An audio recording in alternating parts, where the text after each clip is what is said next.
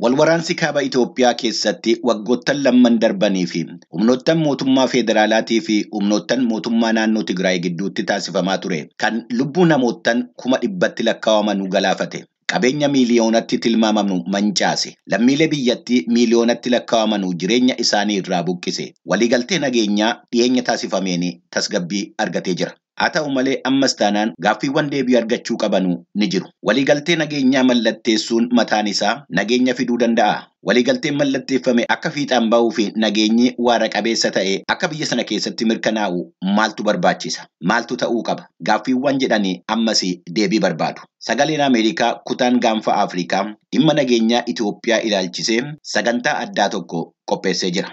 Waltajjii kutaan afaan Amaaraa qopheesse kanarratti keessummoonni adda addaa kallattiidhaan istuudiyootti argamanii akkasumas toora marsariitiitiin hirmaatanii waliigaltee nageenyaa mallatteeffamee fi itti fufiinsa isaa irratti yaada qabanii ibsanii jiru. Qophiin kun wixata muddee 19 bara 2022 kaasee VOA afaan Amaaraa irratti isinii dhiyaata. Qophii daandiiwwan nageenyaa Itoophiyaa jedhu kana hordofaatii isinis yaada keessan nuu laadhaa. Galatoomaa.